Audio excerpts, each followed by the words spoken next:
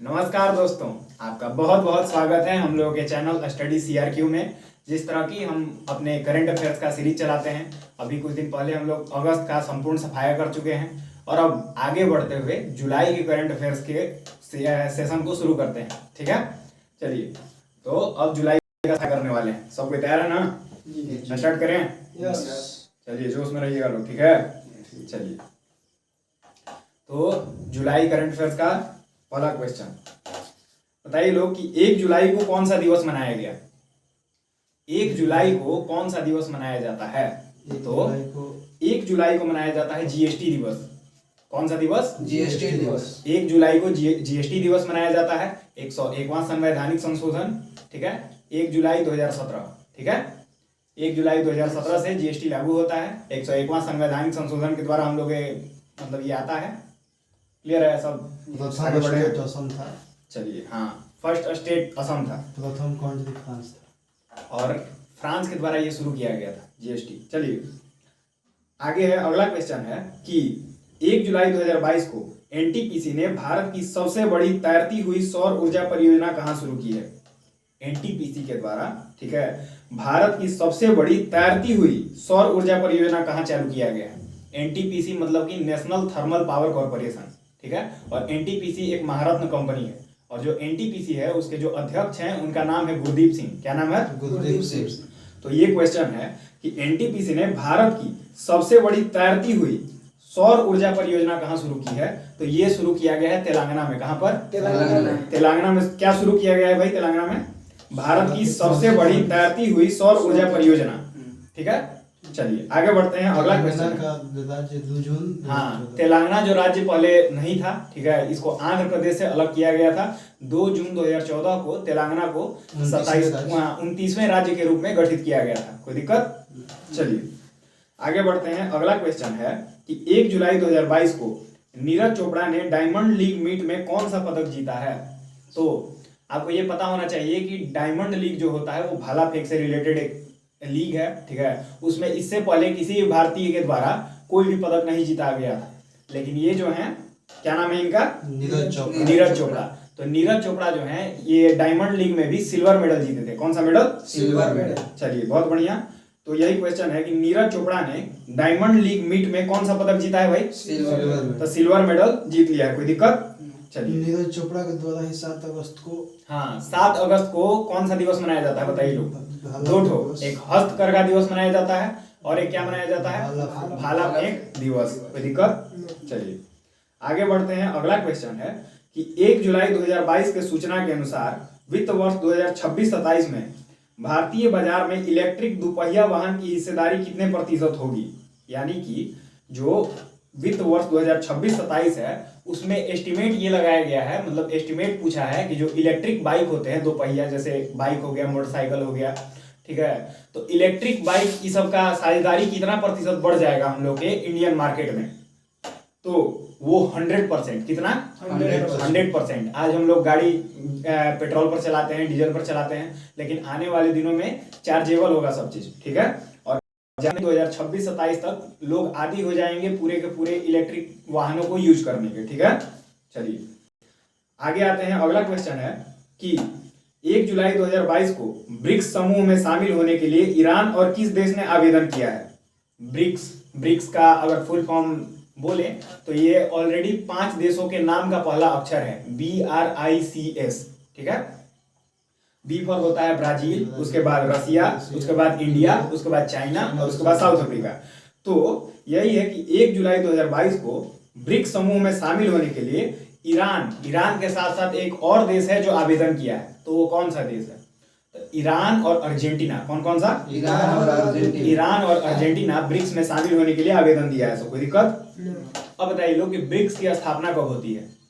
तो ब्रिक्स की स्थापना होती है 16 जून 2009 को। कब? 16 जून 2009 को ब्रिक्स की स्थापना होती है। कोई दिक्कत? चलिए आगे बढ़ते हैं। अगला क्वेश्चन है कि 2 जुलाई 2022 को नारी को नमन योजना को किस राज्य सरकार ने शुरू किया है? एक योजना शुरू किया गया है, नारी को नमन योजना। ये योजना किस राज्य सरकार के द्वारा शुरू किया गया है? तो ये किया गया है हिमाचल प्रदेश की सरकार के द्वारा। किसके द्वारा? हिमाचल प्रदेश की सरकार के द्वारा क्या शुरू किया गया है? नारी को नमन योजना। ठीक है, नारी को नमन योजना हिमाचल प्रदेश के द्वारा शुरू किया गया है। कोई दिक्कत? चलिए आगे बढ़ते हैं। अगला क्वेश्चन कि 2 जुलाई को किसे प्रतिष्ठित शिरोमणि पुरस्कार मिला है? प्रतिष्ठित शिरोमणि पुरस्कार किसके द्वारा जीता गया है, किसको दिया गया है? तो ये दिया गया है मिशेल पूनावाला को। किसको? मिशेल पूनावाला। अभी कुछ दिन पहले पूनावाला नाम बहुत चर्चा में था। कब? जब कोरोना मतलब अपने चरम पर था, तो कोरोना वैक्सीन बनाया जा रहा था। किसके द्वारा? तो साइरस पूनावाला के द्वारा। किसके द्वारा? साइरस पूना के द्वारा। उनका कंपनी, उनके कंपनी का नाम था सीरम इंस्टीट्यूट ऑफ इंडिया। क्या नाम था? Serum institute of India. और उनके द्वारा कोविशील्ड बनाया जा रहा था। कोविशील्ड जो वैक्सीन हम लोग मतलब लिए हैं कोरोना डोज के रूप में, तो इन्हीं के कंपनी में वो बन रहा था।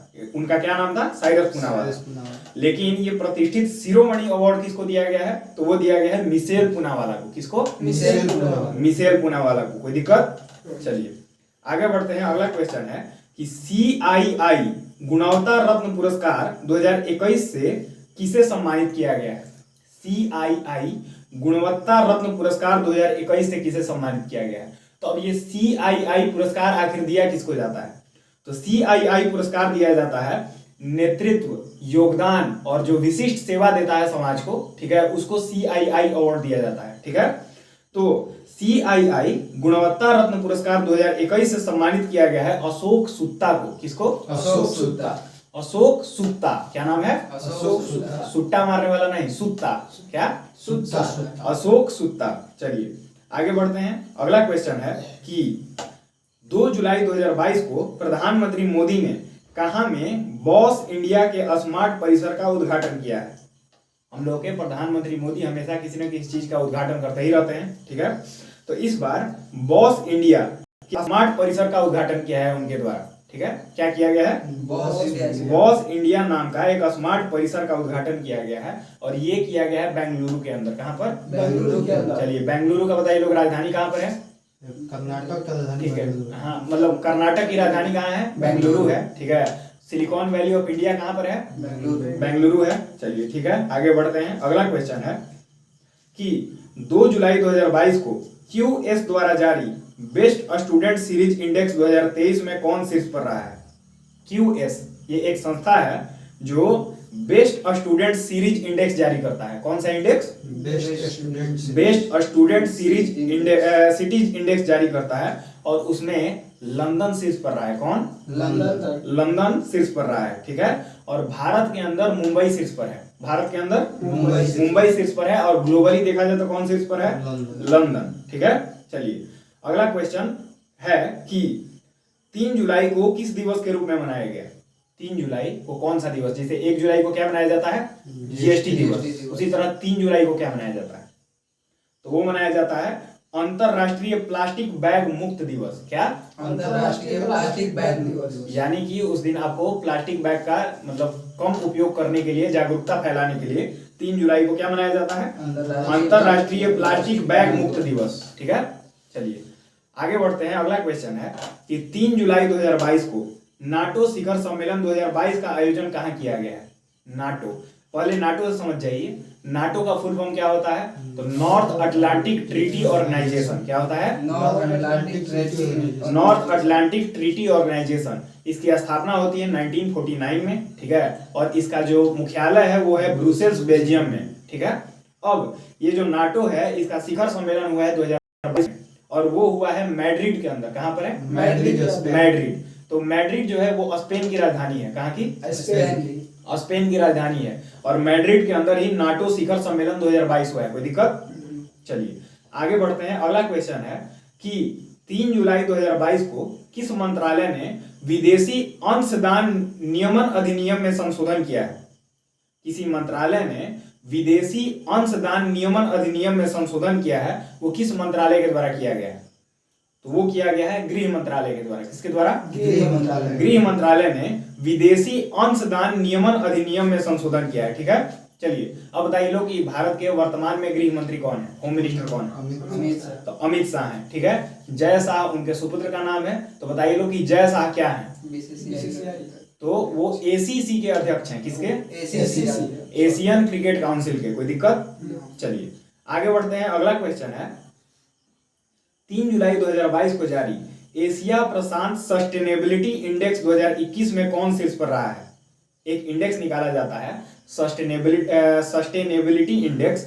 वो एशिया प्रशांत का जो एरिया है, मतलब कि प्रशांत महासागर का जो एशिया का हिस्सा प्रशांत महासागर से लगता है, तो एशिया प्रशांत सस्टेनेबिलिटी इंडेक्स 2021 में कौन शीर्ष पर रहा है? तो वो रहा है सिंगापुर। कौन? सिंगापुर शीर्ष पर रहा है। आपको पता होना चाहिए कि सिंगापुर जो है वो बहुत एक तरह से रिच कंट्री है, ठीक है। और वो रिच क्यों है? क्योंकि वहां पर कुछ पास हैं, कुछ दर्रे हैं, जिससे होके बहुत ज्यादा व्यापार होता है समुद्री, ठीक है। तो वहां से बहुत ज्यादा वो टैक्स मतलब वसूलते हैं सिंगापुर के लोग, तो इस कारण वो कंट्री थोड़ा रिच है इस मायने में, ठीक है। चलिए, तो सिंगापुर में क्या हुआ है भाई? एशिया प्रशांत सस्टेनेबिलिटी इंडेक्स 2021 में शीर्ष पर कौन रहा है? सिंगापुर, ठीक है। अगर भारतीय शहरों में बात किया जाए तो भारतीय शहरों में बेंगलुरु टॉप पर रहा है, ठीक है। सस्टेनेबिलिटी इंडेक्स में भारतीय शहरों में कौन टॉप पर है? बेंगलुरु। चलिए आगे आते हैं। अगला क्वेश्चन है कि किस क्रिकेटर ने एक टेस्ट मैच में 1 ओवर में सर्वाधिक रन बनाने का वर्ल्ड रिकॉर्ड बना दिया है? मतलब एक टेस्ट मैच के 1 ओवर में मतलब किसका धुनाई हो गया है बढ़िया से, और कौन धुना है? तो इंग्लैंड के एक बहुत ही कुख्यात बॉलर हैं जिनका नाम है स्टुअर्ट ब्रॉड, ठीक है। उनका यही मतलब भगवान लिख के ही भेजे हैं कि 1 ओवर में सबसे ज्यादा रन खाने का रिकॉर्ड उन्हीं के नाम पर रहेगा, ठीक है। T20 में पहले युवराज सिंह 6 बॉल पर 6 छक्के उन पर जड़ दिए थे, और हाल ही में भारत इंग्लैंड के बीच टेस्ट सीरीज हो रहा था इंग्लैंड के अंदर, तो जसप्रीत बुमराह उनके 1 ओवर में 35 रन ठोक देते हैं, ठीक है। कोई दिक्कत? तो यही क्वेश्चन है कि किस क्रिकेटर ने एक टेस्ट मैच के 1 ओवर में सर्वाधिक रन बनाने का विश्व रिकॉर्ड बना दिया है? तो वो जसप्रीत बुमराह, ठीक है। कोई दिक्कत? चलिए आगे आते हैं। अगला क्वेश्चन है कि DPIIT द्वारा जारी ease of doing business index 2022 में कौन शीर्ष पर रहा है? DPIIT एक संस्था है, उसके द्वारा एक जारी किया जाता है ease of doing business index. एक इंडेक्स जारी किया जाता है, उसका क्या नाम है? Ease of doing business. उसमें शीर्ष पर कौन रहा है? तो वो रहा है आंध्र प्रदेश। कौन? आंध्र प्रदेश जो है वो ease of doing business index में शीर्ष पर रहा है। कोई दिक्कत? चलिए अगला क्वेश्चन है कि 3 जुलाई 2022 की सूचना के अनुसार 36वें राष्ट्रीय खेल 2022 की मेजबानी कौन सा राज्य करेगा? जो 36वां राष्ट्रीय खेल 2022 हो रहा है उसकी मेजबानी कौन सा राज्य कर रहा है? तो वो कर रहा है गुजरात। कौन कर रहा है? गुजरात, ठीक है। बताइए लोग, गुजरात की राजधानी कहाँ पर है? गांधीनगर। बताइए लोग, गुजरात में कौन कौन सा नेशनल पार्क है? बता सकते हैं लोग? गुजरात में गिर नेशनल पार्क है, ठीक है। गिर नेशनल पार्क। कौन सा? गिर नेशनल पार्क। हाँ, उसके बाद मरीन नेशनल पार्क भी वहां पर है। कौन सा? Marine national park. मतलब और भी नेशनल पार्क है वहां पर, ये वहां के फेमस नेशनल पार्क हैं। गिर सबसे ज्यादा फेमस है क्योंकि वहां पर एशियाटिक लायंस पाए जाते हैं, ठीक है। चलिए आगे आते हैं कि 4 जुलाई 2022 को किस स्वतंत्रता सेनानी की 125वीं जयंती मनाई गई है? 4 जुलाई को एक स्वतंत्रता सेनानी की 125वीं जयंती मनाई गई है, वो कौन है? तो उनका नाम है अल्लूरी सीताराम राजू। क्या नाम है? अल्लूरी सीताराम राजू एक स्वतंत्रता सेनानी थे, उनकी 125वीं जयंती मनाई गई है। कोई दिक्कत? क्या नाम है इनका? अल्लूरी सीताराम राजू। चलिए अगला क्वेश्चन है कि 4 जुलाई 2022 को मलेशिया ओपन 2022 में पुरुष एवं महिला एकल का खिताब किसने जीता है? जो मलेशिया ओपन 2022 हुआ है उसमें पुरुष एवं महिला एकल का खिताब किसके द्वारा जीता गया है? तो मलेशिया ओपन में विक्टर एक्सेल्सन एवं रेचानॉक इथानॉन के द्वारा जीता गया है। किसके द्वारा? पुरुष में विक्टर एक्सेल्सन के द्वारा जीता गया है, और महिला में रेचानॉक इथानॉन। क्या नाम है? रेचानॉक इथानॉन। ये मलेशिया ओपन 2022 ये दोनों लोग जीत गए। कोई दिक्कत? पुरुष में विक्टर एक्सेल्सन, महिला में रेचानॉक इथानॉन, ठीक है। चलिए आगे बढ़ते हैं। अगला क्वेश्चन है कि 4 जुलाई 2022 को फेमिना मिस इंडिया 2022 का खिताब किसने जीता है? फेमिना मिस इंडिया 2022, तो ये खिताब जो जीता गया है वो जीता गया है सीनी शेट्टी के द्वारा। किसके द्वारा? सीनी शेट्टी के द्वारा क्या जीत लिया गया है? फेमिना मिस इंडिया 2022, ठीक है। अब सीनी शेट्टी कहाँ से बिलोंग करती हैं?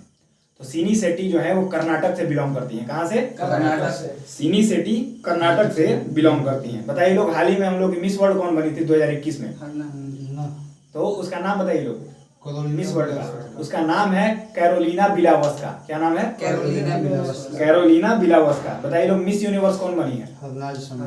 तो हरनाज संधू जो है वो मिस यूनिवर्स बनी है। कोई दिक्कत? चलिए आगे बढ़ते हैं। अगला क्वेश्चन है, कहाँ की संसद ने तनुजा नेसारी को आयुर्वेद रत्न पुरस्कार से सम्मानित किया है? मतलब कोई एक संसद है जिसके द्वारा तनुजा नेसारी को, किसको? तनुजा नेसारी, उसको आयुर्वेद रत्न पुरस्कार से सम्मानित किया गया है। तो वो किया गया है ब्रिटेन की संसद के द्वारा। ठीक है, किसके संसद के द्वारा? ब्रिटेन की संसद के द्वारा तनुजा नेसारी को आयुर्वेद रत्न पुरस्कार से सम्मानित किया गया है। कोई दिक्कत? चलिए, जो ब्रिटेन की संसदीय व्यवस्था है उसी की तरह, उसी से लिया गया हम लोग का भी संसदीय व्यवस्था है। ठीक है, हम लोग के संसद के 3 अंग हैं। कौन कौन? राष्ट्रपति, राज्यसभा और लोकसभा। लेकिन वहां के संसद में और यहाँ के संसद में अंतर क्या है? तो जो इंग्लैंड का संसद है वहां का संसद सर्वोच्च है, लेकिन जो हम लोग का संसद है, हम लोग का संविधान है, यहाँ पर संविधान की सर्वोच्चता है। कोई दिक्कत? चलिए आगे बढ़ते हैं। अगला क्वेश्चन है कि बताइए लोग कि महाराष्ट्र के विधानसभा अध्यक्ष के रूप में किसे नियुक्त किया गया है? जो महाराष्ट्र का विधानसभा है, ठीक है, महाराष्ट्र एक ऐसा राज्य है जहां पर उसका अपना विधानसभा भी है और अपना विधान परिषद भी है। तो महाराष्ट्र का जो विधानसभा है उसके अध्यक्ष के रूप में किसे नियुक्त किया गया है? तो वो है राहुल नार्वेकर। क्या नाम है? राहुल नार्वेकर को किस चीज के रूप में नियुक्त किया गया है? महाराष्ट्र के विधानसभा के अध्यक्ष के रूप में। कोई दिक्कत? चलिए आगे बढ़ते हैं। अगला क्वेश्चन है कि भारत और किस देश के बीच भारत गौरव पर्यटक ट्रेन को हरी झंडी दिखाई गई है? तो भारत गौरव पर्यटक ट्रेन मतलब इंडिया और नेपाल के बीच मतलब ये चलेगी, हरी झंडी दिखाई गई है। और ये एक दूसरे के कल्चरल जो विरासत है उसको जोड़ने का काम करेगी। जैसे भगवान राम हो गए हम लोग के, जैसे हम लोग के देश में, तो कल्चरल चीज को, हम लोग के सांस्कृतिक चीज को जोड़ने के लिए एक पहल किया गया है भारत और नेपाल के बीच, जिसका नाम है भारत गौरव पर्यटक ट्रेन। कोई दिक्कत? चलिए अगला क्वेश्चन है कि राष्ट्रीय खाद्य सुरक्षा अधिनियम के कार्यान्वयन के लिए राज्य रैंकिंग में कौन शीर्ष पर रहा है? राष्ट्रीय जो खाद्य सुरक्षा अधिनियम है उसको अच्छे ढंग से लागू करने के लिए किस राज्य को शीर्ष पर रैंकिंग दिया गया है? तो वो दिया गया है उड़ीसा को। किसको? उड़ीसा को क्या दिया गया है भाई? राष्ट्रीय खाद्य सुरक्षा अधिनियम के बढ़िया से कार्यान्वयन के लिए। ठीक है, उड़ीसा में एक उड़ीसा का जो बंदरगाह है उसका नाम है पारादीप बंदरगाह। ठीक है, अब बताइए लोग, उड़ीसा की राजधानी कहाँ पर है? भुवनेश्वर। बता सकते हैं लोग उड़ीसा के वर्तमान में सीएम कौन है? गणेशी लाल वहाँ के राज्यपाल है। ठीक है, और नवीन पटनायक जो है वहाँ के सीएम है। कोई दिक्कत? चलिए आगे बढ़ते हैं। अगला क्वेश्चन कि बताइए लोग कि 5 जुलाई 2022 को जारी तीसरा स्टार्टअप रैंकिंग 2021 में कौन शीर्ष पर रहा है? स्टार्टअप रैंकिंग 2021 ये तीसरा जारी हो गया है, और स्टार्टअप रैंकिंग 2021 में कौन शीर्ष पर रहा है? तो ये रहा है गुजरात एवं कर्नाटक। ठीक है, कौन रहा है? गुजरात एवं कर्नाटक। नए नए स्टार्टअप खोलने के मामले में कौन शीर्ष पर है भाई? गुजरात है एवं कर्नाटक है। ठीक है, अगर पूर्वोत्तर राज्यों में बात करें, ठीक है, पूर्वोत्तर में हम लोग के कितने राज्य आते हैं? 8 राज्य। मतलब कि सिक्किम को हटा के मतलब 7 राज्य आते हैं। अगर सिक्किम को ले लिया जाए तो 8 राज्य आते हैं, लेकिन सिक्किम पूर्वोत्तर में मतलब 7 सिस्टर्स का सदस्य नहीं है। ठीक है, चलिए तो पूर्वोत्तर राज्यों में मेघालय को टॉप स्थान दिया गया है। ठीक है, किसमें? स्टार्टअप रैंकिंग 2021 में। ठीक है, मेघालय को पूर्वोत्तर में, ऐसे हम लोग के पूरे राज्यों में किसको? तो गुजरात एवं कर्नाटक। चलिए अगला क्वेश्चन कि सुप्रीम कोर्ट द्वारा नियुक्त प्रशासकों की समिति की सहायता के लिए सलाहकार समिति का अध्यक्ष किसे नियुक्त किया गया है? सुप्रीम कोर्ट के द्वारा नियुक्त प्रशासकों की समिति की सहायता के लिए, ठीक है, सलाहकार समिति का अध्यक्ष किसे नियुक्त किया गया है? तो वो किया गया है रंजीत बजाज को। किसको? रंजीत बजाज को किया गया है। कोई दिक्कत? चलिए अगला क्वेश्चन है कि किस राज्य की महिला के नाम पर जंगल के एक हिस्से का नाम रखा गया है? किसी एक राज्य की महिला है जिसके नाम पर एक जंगल का ही पूरा का पूरा नाम रख दिया गया है। तो आपको बताना है कि वो कौन सा राज्य है। तो वो राज्य है उड़ीसा। ठीक है, कौन सा राज्य है? उड़ीसा। उड़ीसा राज्य की महिला के नाम पर जंगल के एक हिस्से का नाम रख दिया गया है, और उस महिला का नाम है सरोजनी मेहता। क्या नाम है? सरोजनी मेहता। और इन्हीं सरोजनी मेहता के नाम पर जो वन का नाम रखा गया है वो रखा गया है सरोजनी वन। क्या नाम रखा गया है? सरोजनी वन। ठीक है, सरोजनी मेहता के नाम पर सरोजनी वन उड़ीसा की है। कोई दिक्कत? चलिए अगला क्वेश्चन है कि 5 जुलाई 2022 को खबरों में रहा लिस्बन डिक्लेरेशन किसके संरक्षण से संबंधित है? आपको पता होना चाहिए कि लिस्बन जो है वो राजधानी है पुर्तगाल की। कहाँ की? पुर्तगाल की। तो हाल ही में लिस्बन डिक्लेरेशन हुआ है। तो लिस्बन डिक्लेरेशन किस कारण हुआ है? तो वो हुआ है महासागरों के संरक्षण के लिए। किसके? महासागरों के संरक्षण। महासागरों के संरक्षण के लिए लिस्बन डिक्लेरेशन हुआ है। कोई दिक्कत? चलिए अब बताइए लोग कि महासागरीय दिवस कब मनाया जाता है? तो वो मनाया जाता है 8 जून को। कब? 8 जून को महासागरीय दिवस मनाया जाता है। चलिए आगे बढ़ते हैं। अगला क्वेश्चन है कि भारतीय नौसेना ने अपना पहला ALH स्क्वाड्रन INAS 324 को कहां शामिल किया है? अब ALH का फुल फॉर्म क्या होता है? तो वो होता है एडवांस्ड लाइट हेलीकॉप्टर। क्या होता है? Advanced light helicopter. तो हम लोग का जो भारतीय आर्मी है, इंडियन आर्मी है, उसने पहला एडवांस्ड लाइट हेलीकॉप्टर, उसका नाम है INAS 324। क्या नाम है? INAS 324 उसको कहां शामिल किया है? तो किया गया है विशाखापत्तनम में। कहां पर? विशाखापत्तनम। अब बताइए कि विशाखापत्तनम कहां पर है? उड़ीसा। विशाखापत्तनम है आंध्र प्रदेश। ठीक है, विशाखापत्तनम है आंध्र प्रदेश। बताइए लोग कि आंध्र प्रदेश की राजधानी कहां पर है?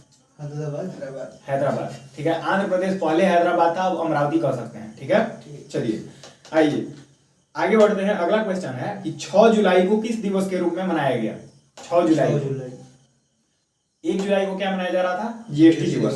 3 जुलाई को क्या मनाया जा रहा था? अंतर्राष्ट्रीय प्लास्टिक बैग मुक्त दिवस। अब आइए 6 जुलाई को, तो 6 जुलाई को मनाया जाता है विश्व जूनोज दिवस। क्या?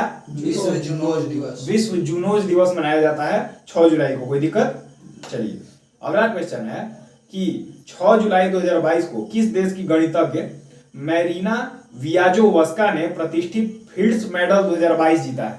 फिर से क्वेश्चन बोलते हैं कि किस देश की गणितज्ञ यानी कि एक मैथमेटिशियन है, उनका नाम है मैरीना वियाजोवस्का। क्या नाम है? मैरीना वियाजोवस्का। मैरीना वियाजोवस्का ने प्रतिष्ठित फिल्ड्स मेडल 2022 जीता है। फिल्ड्स मेडल तो वो जीता गया है, ये है यूक्रेन की। कहाँ की है? यूक्रेन की। तो यूक्रेन की एक गणितज्ञ है, मैथमेटिशियन है, उनका नाम है मैरीना वियाजोवस्का। उनके द्वारा फिल्ड्स मेडल 2022 जीता गया। कोई दिक्कत? चलिए आगे बढ़ते हैं। अगला क्वेश्चन है कि किसने परीक्षा संगम पोर्टल लॉन्च किया है? एक पोर्टल, एक वेबसाइट लॉन्च किया गया है, उसका नाम है, क्या नाम है भाई? परीक्षा संगम पोर्टल। तो ये लॉन्च किया गया है CBSE के द्वारा। किसके द्वारा? CBSE के द्वारा परीक्षा संगम पोर्टल लॉन्च किया गया है। कोई दिक्कत? अब बताइए लोग कि CBSE की स्थापना कब होती है? तो वो हुआ था 2 जुलाई 1929 को। कब? 2 जुलाई 1929। 2 जुलाई 1929 को CBSE की स्थापना होता है। अब बताइए CBSE के वर्तमान में अध्यक्ष कौन है? तो वो है निधि छिब्बर। कौन है? निधि छिब्बर जो है CBSE के वर्तमान में अध्यक्ष है। कोई दिक्कत? और परीक्षा संगम पोर्टल हाल ही में किसके द्वारा लॉन्च किया गया है? CBSE के द्वारा। चलिए अगला क्वेश्चन है कि विदेश मंत्री S जयशंकर ने कहां G20 विदेश मंत्रियों की बैठक में भाग लिया है? G20 के विदेश मंत्रियों का बैठक हुआ है जिसमें हर एक देश के फॉरेन मिनिस्टर मतलब हिस्सा लेते हैं। तो हम लोग के फॉरेन मिनिस्टर जरूर जाएंगे उसमें। तो हम लोग के विदेश मंत्री S जयशंकर ने कहां पर G20 विदेश मंत्रियों की बैठक में भाग लिया है? तो वो लिया है इंडोनेशिया में। कहां पर? इंडोनेशिया में। अब बताइए लोग इंडोनेशिया की राजधानी कहां पर है? जकार्ता। ठीक है, अब हाल ही में इंडोनेशिया की राजधानी चेंज करने का भी प्रावधान किया गया है। ठीक है, क्योंकि चलिए छोड़िए इस बात को, कभी बाद में चर्चा करेंगे। चलिए आगे बढ़ते हैं। अगला क्वेश्चन है कि 6 जुलाई 2022 को राष्ट्रीय कोशिका विज्ञान केंद्र के नए निदेशक कौन बने? हम लोग का राष्ट्रीय जो कोशिका विज्ञान केंद्र है, कौन सा? कोशिका विज्ञान केंद्र है, उसके नए महानिदेशक कौन बन गए हैं? तो वो बन गए हैं डॉक्टर मोहन वानी। क्या नाम है उनका? डॉक्टर मोहन वानी। डॉक्टर मोहन वानी जो है ये राष्ट्रीय कोशिका विज्ञान केंद्र के नए निदेशक बन गए हैं। क्या नाम है इनका? डॉक्टर मोहन वानी। डॉक्टर मोहन वानी। अब बताइए लोग कि कोशिका की खोज किसके द्वारा किया गया था? कोशिका की खोज तो ये 1665 ईस्वी के अंदर रॉबर्ट हुक के द्वारा किया गया था, लेकिन वो एक डेड सेल का खोज किए थे। अब बताइए पहली बार जीवित सेल का खोज किसके द्वारा किया गया था? तो वो उनका नाम है ल्यूवेनहॉक। इन्हीं को जीवाणु भी खोजने का जनक माना जाता है। इन्हीं को बैक्टीरिया की खोज किसके द्वारा किया गया था? ल्यूवेनहॉक के द्वारा। और वो किया गया था 1674 में। कब? 1674 के अंदर किया गया था। कोई दिक्कत? चलिए, अब कोशिका विज्ञान केंद्र के नए निदेशक बन गए हैं डॉक्टर मोहन वानी। चलिए आगे आते हैं। अगला क्वेश्चन है कि एलोर्डा बॉक्सिंग कप 2022, क्या नाम है? एलोर्डा बॉक्सिंग कप 2022 में भारतीय बॉक्सर अल्फिया पठान ने कौन सा पदक जीता है? हम लोग के एक भारतीय बॉक्सर हैं, उनका नाम है अल्फिया पठान। उन्होंने एलोर्डा बॉक्सिंग कप 2022 में कौन सा पदक जीत लिया है? तो वो जीता है गोल्ड। क्या जीता है भाई? गोल्ड जीता गया है। किसमें? एलोर्डा बॉक्सिंग कप 2022 में। भारतीय बॉक्सर का नाम क्या है? अल्फिया पठान। प्रायः एग्जाम में ये सब क्वेश्चन आ जाता है कि जिसे नाम दे देगा कि अल्फिया पठान किस खेल से संबंधित है, तो क्या बोलिएगा? ये एक बॉक्सर हैं, इंडियन बॉक्सर हैं, और इन्होंने एलोर्डा बॉक्सिंग कप 2022 में गोल्ड मेडल जीता है। ठीक है, चलिए आगे बढ़ते हैं। अगला क्वेश्चन है कि किस देश ने पुरुष और महिला क्रिकेटरों को समान वेतन देने की घोषणा की है? यानी कि जो मेल क्रिकेटर्स होंगे और जो फीमेल क्रिकेटर्स होंगी, दोनों का जो वेतन होगा वो समान होगा। ये किस क्रिकेट बोर्ड के द्वारा अनाउंस किया गया है? तो ये किया गया है न्यूजीलैंड क्रिकेट बोर्ड के द्वारा। ठीक है, किसके द्वारा? न्यूजीलैंड क्रिकेट बोर्ड के द्वारा। अब बताइए लोग कि न्यूजीलैंड जो टीम है उसके कौन कैप्टन है अभी वर्तमान? तो केन विलियमसन है। ठीक है, चलिए आगे बढ़ते हैं। अगला क्वेश्चन है कि कोरोना वायरस वेरिएंट्स को जल्द पहचान करने के लिए किस देश के वैज्ञानिकों ने कोवार स्कैन नामक टेस्ट विकसित किया है? यानी कि आपको पता होगा कि कोरोना के हमेशा नए नए वेरिएंट आते जाते हैं। कोरोना ऐसा वायरस है जो हमेशा अपना रूप बदलता रहता है, तो अब बार बार इसको पहचानने में तो दिक्कत होता है। जैसे एक बार डेल्टा वेरिएंट आया था, फिर एक बार कप्पा वेरिएंट आया था, फिर एक बार ओमिक्रॉन वेरिएंट आया था। तो इन अलग अलग वेरिएंट्स के पहचान के लिए वैज्ञानिकों का प्रयास रहता है। ठीक है, तो अभी हाल ही में किस देश के वैज्ञानिक ने कोवार स्कैन नामक एक टेस्ट विकसित किया है? किस लिए विकसित किया है? तो कोरोना वायरस वेरिएंट्स को जल्दी पहचानने के लिए। क्या नाम है उसका? कोवार स्कैन। ठीक है, तो वो किया गया है अमेरिका के द्वारा। किसके द्वारा? ठीक है, अमेरिका ने कोवार स्कैन नाम का एक टेस्ट विकसित किया है, और वो क्या करेगा भाई? तो वो करेगा कोरोना वायरस वेरिएंट्स की पहचान करेगा। ठीक है, चलिए आगे आते हैं। अगला क्वेश्चन है कि 7 जुलाई को किस दिवस के रूप में मनाया जाता है? तो 7 जुलाई को विश्व किश्ती वली दिवस मनाया जाता है। क्या मनाया जाता है? विश्व किश्ती वली दिवस। विश्व किश्ती वली दिवस मनाया जाता है 7 जुलाई को। कोई दिक्कत? चलिए आगे बढ़ते हैं। अगला क्वेश्चन है कि प्रधानमंत्री मोदी ने कहां पर अखिल भारतीय शिक्षा समागम का उद्घाटन किया है? हम लोगों के मतलब प्रधानमंत्री के द्वारा अखिल भारतीय शिक्षा समागम का उद्घाटन किया गया है। ये कहाँ किया गया है? तो ये किया गया है वाराणसी के अंदर। कहां पर? वाराणसी के अंदर। क्या किया गया है? क्या किया गया है बताइए लोग? तो अखिल भारतीय शिक्षा समागम का उद्घाटन किया गया है। कोई दिक्कत? चलिए आगे बढ़ते हैं। अगला क्वेश्चन है कि 7 जुलाई 2022 को देश में पहले पशु स्वास्थ्य शिखर सम्मेलन का उद्घाटन कहाँ किया गया है? पशु स्वास्थ्य शिखर सम्मेलन का उद्घाटन देश में कहाँ किया गया है? तो वो किया गया है न्यू दिल्ली में। भाई न्यू दिल्ली में क्या किया गया है? पशु स्वास्थ्य शिखर सम्मेलन। ठीक है, एनिमल हेल्थ का जो शिखर सम्मेलन है उसका पहला बार उद्घाटन किया गया है न्यू दिल्ली में। ठीक है, अब बताइए न्यू दिल्ली में जो एयरपोर्ट है उसका क्या नाम है? इंदिरा गांधी एयरपोर्ट। अब जो इंदिरा गांधी एयरपोर्ट है वो कंप्लीट सोलर एनर्जी से चलता है। ठीक है, चलिए आगे बढ़ते हैं। अगला क्वेश्चन है कि 7 जुलाई 2022 को जारी रिपोर्ट के अनुसार भारत की बेरोजगारी दर बढ़कर कितनी हो गई है? भारत की जो बेरोजगारी दर है वो बढ़ के 7.8% हो गया है। कितना? 7.8% हो गया है। कोई दिक्कत? भारत में अब बेरोजगारी दर कितना है भाई? 7.8%। चलिए आगे बढ़ते हैं। अगला क्वेश्चन है कि फोर्ब्स की अमेरिका की सबसे अमीर स्वनिर्मित महिलाओं की सूची में किस भारतीय को शामिल किया गया है? ठीक है, फोर्ब्स जो है एक सूची देता है जो वर्ल्ड के टॉप मोस्ट रिचेस्ट पीपल होते हैं, उनका वो एक सूची देता है। तो फोर्ब्स के द्वारा मतलब जो एक अमेरिकी कंपनी है उसके द्वारा सबसे अमीर स्वनिर्मित महिलाओं की सूची में, स्वनिर्मित जो अपना बिजनेस अपना स्टार्टअप खुद से स्टार्ट की ले, ये नहीं कि किसी से मतलब ग्रहण की है। ठीक है, तो स्वनिर्मित महिलाओं की सूची में किस भारतीय को शामिल किया गया है? तो जयश्री उल्लाल, क्या नाम है? जयश्री उल्लाल।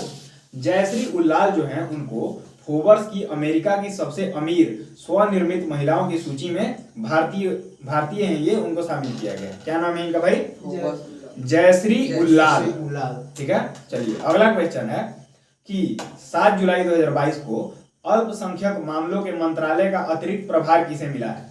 अल्पसंख्यक, तो अल्पसंख्यक जो मामले